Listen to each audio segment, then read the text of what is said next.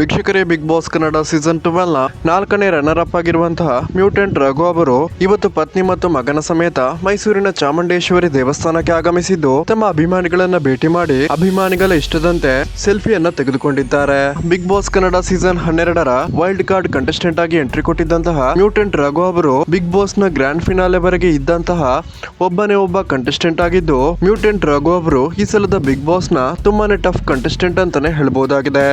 ವೀಕ್ಷಕರೇ, big boss ಮನೆಯಲ್ಲಿ ಕೂಡ ಗಿಲ್ಲಿ ನಟ ರಾಘು ಮತ್ತು ರಕ್ಷಿತಾ ಅವರ ಕಾಂಬಿನೇಷನ್ ಎಲ್ಲರಿಗೂ ಕೂಡ ತುಂಬಾನೇ ಹಿಡಿಸಿದ್ದು, ಇವರು ಮೂವರು ಒಟ್ಟಿಗೆ ಕುಳಿತಿದ್ದಾರೆ ಅಂದ್ರೆ ಅಲ್ಲಿ ಎಂಟರ್ಟೈನ್ಮೆಂಟ್ ಪಕ್ಕ ಅಂತಾನೆ ಹೇಳ್ಬಹುದಾಗಿದೆ. ವೀಕ್ಷಕರೇ, ನಿಜವಾಗ್ಲೂ ಗಿಲ್ಲಿ ನಟ, ರಕ್ಷಿತಾ ಮತ್ತು ಮ್ಯೂಟೆಂಟ್ ರಘು ಈ ಒಂದು ಮೂವರ ಗೆಳೆತನ ಬಿಗ್ ಬಾಸ್ ಮನೆಯಲ್ಲಿ ನಾವೆಲ್ಲರೂ ಕೂಡ ಮಿಸ್ ಮಾಡ್ಕೊಳ್ತಿದ್ದು, ಯಾರೆಲ್ಲ ವೀಕ್ಷಕರೇ ಮ್ಯೂಟೆಂಟ್ ರಘು ಅವರ ಮುಂದಿನ ಭವಿಷ್ಯಕ್ಕೆ ಶುಭ ಹಾರೈಸುತ್ತೀರಾ? ದಯವಿಟ್ಟು ಈ ವಿಡಿಯೋಗೊಂದು ಲೈಕ್ ಮಾಡಿ ಮತ್ತು ನಿಮ್ಮ ಒಂದು ಶುಭ ಹಾರೈಕೆಯನ್ನ ಕಮೆಂಟ್ ಮೂಲಕ ತಿಳಿಸಿ.